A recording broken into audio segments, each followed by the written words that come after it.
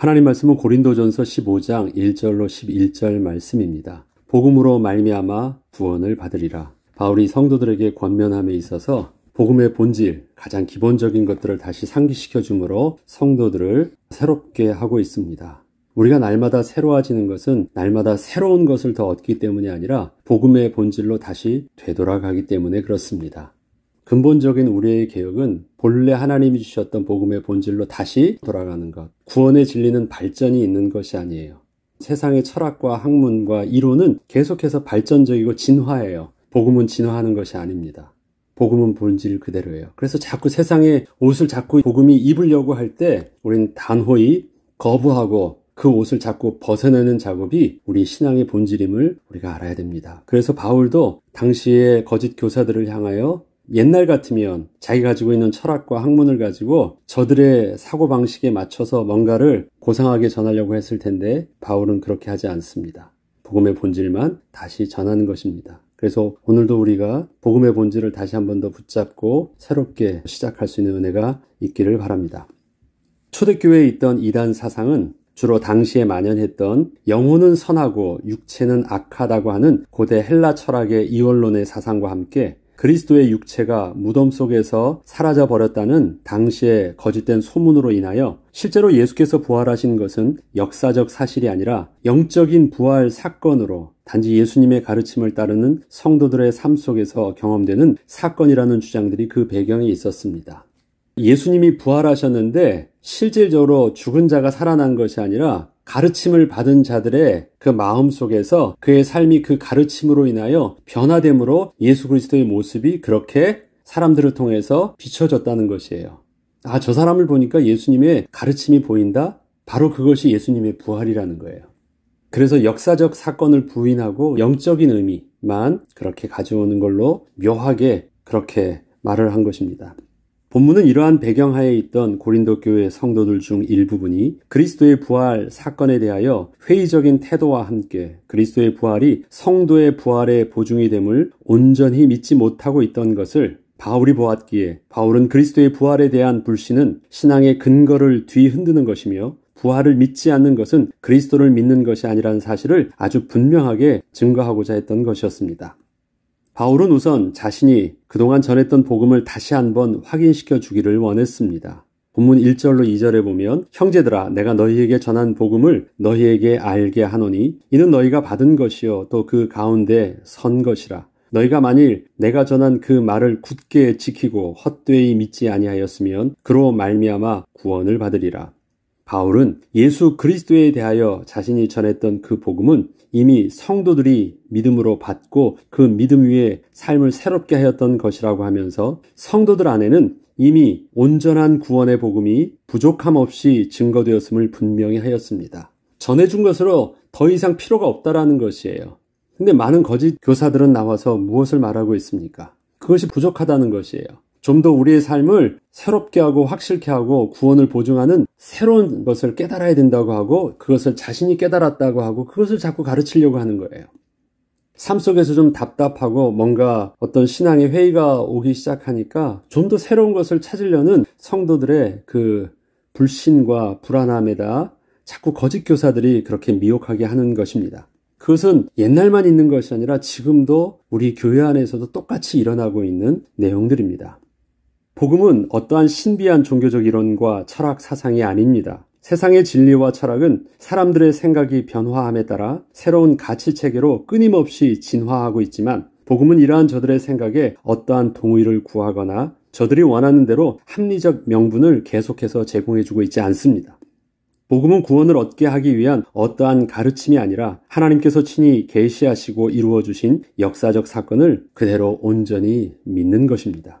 이 때문에 하나님의 일방적인 은혜로 인하여 새 생명을 얻은 우리에게는 이미 허물과 죄로 죽어있는 자들이 외치는 어떠한 새롭고 신비한 종교적 사상과 철학은 그래서 필요가 없는 것입니다. 죽은 자를 통해서 산 자가 들을 만한 내용은 없습니다. 세상의 가르침은 오케이, 진리는 좋습니다. 그러나 구원을 얻게 하는 복음의 내용들은 저들 속에서 하나도 나올 것이 없는 것입니다. 바울은 계속해서 자신이 전했던 그 복음의 내용을 다시 한번 상기시켜 줍니다. 3절로 8절까지 보면 내가 받은 것을 먼저 너희에게 전하였노니 이는 성경대로 그리스도께서 우리 죄를 위하여 죽으시고 장사 지낸 바 되셨다가 성경대로 사흘 만에 다시 살아나사 게바에게 보이시고 후에 12 제자에게와 그 후에 500여 형제에게 일시에 보이셨나니 그 중에 지금까지 대다수는 살아있고 어떤 사람은 잠들었으며 그 후에 야고보에게 보이셨으며 그 후에 모든 사도에게와 맨 나중에 만삭되지 못하여 난 자 같은 내게도 보이셨느니라. 바울이 전한 복음의 내용의 시작은 성경대로라는 것이었습니다. 이것은 예수 그리스도의 이 땅에 오심과 그분이 이루어 놓으셨던 십자가의 죽으심과 부활하심 등은 완벽하신 하나님의 구원의 계획 속에서 때가 참에 성취되어진 사건이라는 것을 말하는 것이었습니다. 이미 구약의 선지자들을 통해서 예언되어졌던 그대로 성취되어진 사건들이라는 것입니다. 그것이 바로 성경대로라는 말씀이었습니다. 특별히 십자가의 죽으심은 당신의 죄로 인한 저주의 죽음이 아니라 죄 없으신 하나님께서 우리의 죄를 대신하여 죽으신 대속의 죽음인 것과 장사한 지 사흘 만에 부활하심으로 십자가의 죽음이 바로 우리 죄를 위한 대속의 죽음임을 분명히 증거하여 주신 것임을 바울은 다시 한번 상기시켜 준 것이었습니다. 앞서 말씀드렸듯이 바울은 복음의 본질이신 예수 그리스도를 전할 때 그분의 어떠한 가르침이나 일반 사람들은 할 수 없던 예수님의 어떠한 선한 행적을 전한 것이 아니었습니다. 예수님은 하나님의 아들로서 이 땅에 허물과 죄로 죽었던 우리를 구원하시기 위해서 오신 그리스도이셨기 때문에 그분이 그리스도의 직분을 어떻게 감당하셨는가에 대한 명확한 역사적 사실을 증거한 것이었습니다. 세상의 모든 종교는 가르쳐 주어요. 그래서 선한 행실과 그 지도자들이 기록되어져 있던 어떤 내용들을 가르쳐 주어요. 예수님께서도 우리에게 그러한 내용을 남기신 것이 아닙니다. 물론 예수님이 하신 말씀들이 성경에 기록되어 있지만 본질은 그것이 아닙니다. 예수님이 이 땅에 오셔서 친히 그리스도로서 행하신 사건, 일이 중요한 것입니다. 그분이 무슨 말을 했냐가 중요하지 않아요. 우린 그것을 듣고 그것을 따르면 구원을 얻는 것이 아닙니다. 그분이 그리스도로서 행하신 사건 때문에 그것이 우리에게 구원의 소망이 되는 것입니다. 이것을 우리가 잘 이해해야 됩니다. 그래서 복음을 전한다고 할 때 우리는 어떤 종교적 이론을 정하는 것이 아니라 예수님께서 그리스도로서 행하셨던 그 사실을 증거하는 것입니다. 허물과 죄로 죽었던 우리에게 기쁘고 복된 소식이란 당신도 구원을 받을 수 있다는 희망의 메시지가 아니라 아무런 희망이 없던 우리를 위해서 이미 예수께서 우리의 죄를 대신하여 죽으시고 사흘 만에 부활하사 우리의 구원함에 보증이 되어주셨다는 역사적 사실을 듣는 것이었기 때문에 바울은 어떠한 구원의 방법을 가르치려 하지 않은 것이고 예수님을 통하여 마침내 완성된 구원의 복된 소식을 빨리 알려주고 있는 것이었습니다. 어떻게 우리 죄가 사함받고 구원을 얻을 수 있었습니까? 예수님께서 2000년 전에 십자가에서 죽으심으로 우리 죄를 대속하셨다라는 그 역사적 사건이 오늘 내가 구원을 얻게 된 죄 사함의 보증이 되는 것입니다. 그 역사적 사건, 그게 우리에게 복된 소식이에요. 이미 이루어졌다, 구원이 이루어졌다라는 사실을 알려주는 것입니다. 이걸 착각하면 자꾸 기독교도 일반 종교처럼 뭔가 가르치려고 하고 선하게 만들어주려고 해요. 그 본질이 복음이 그것이 아닙니다.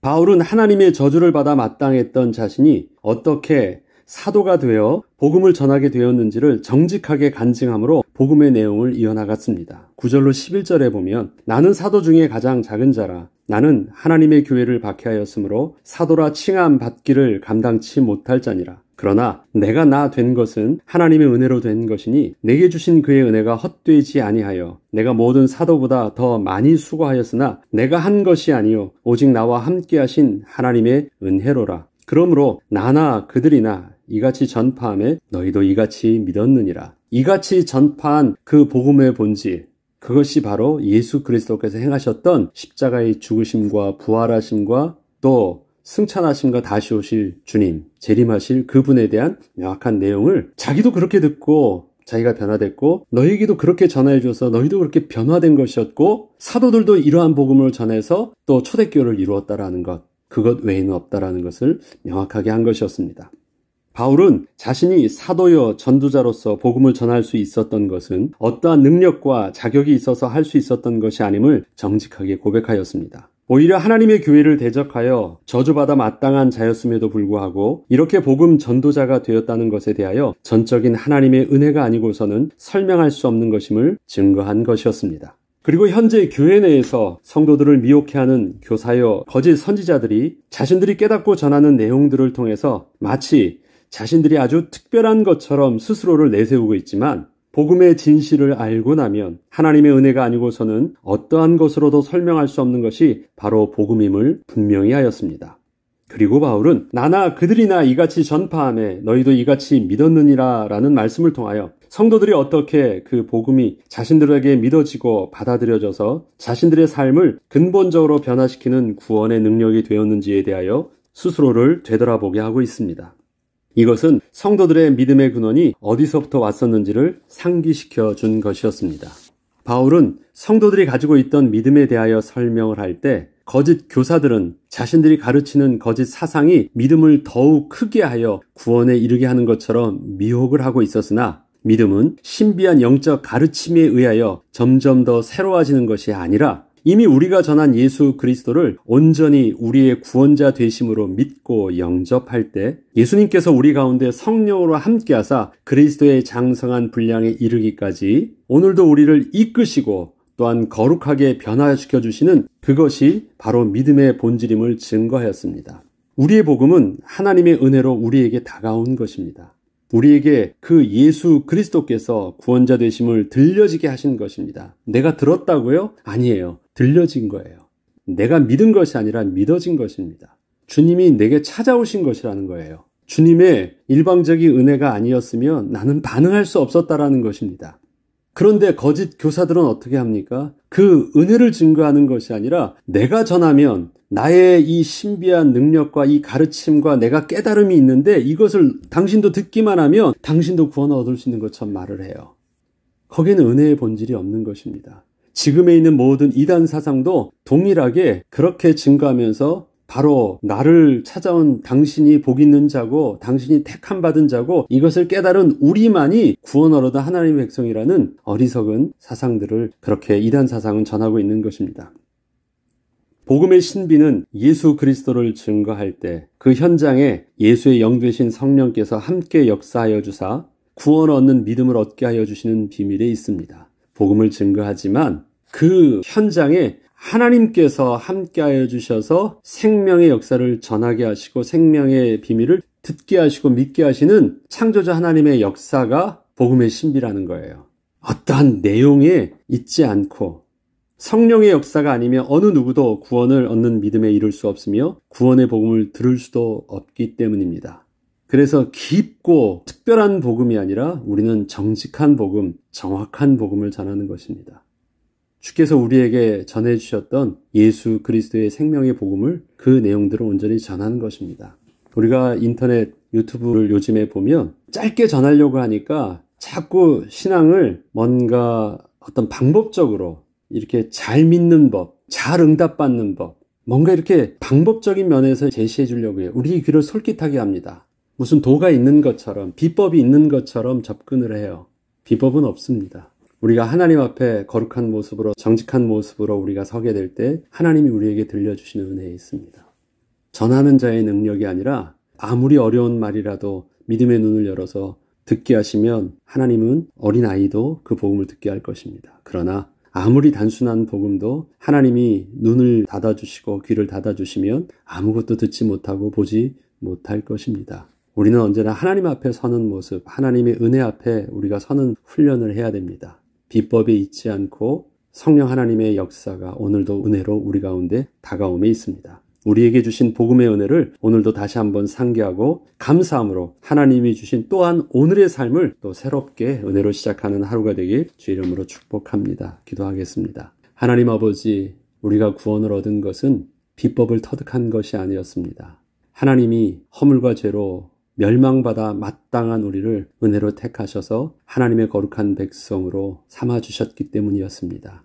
정직하게 이 복음 앞에 우리가 서게 하시고 이 은혜의 복음을 증거함에 부족함이 없도록 하나님 우리의 삶을 이끌어 주시며 오늘도 그 은혜의 삶이 우리의 삶 속에서 우리의 만남을 통해서 생명으로 증거되는 하루 되게 하여 주옵소서. 감사드리며 우리 주 예수 그리스도 이름으로 기도합니다.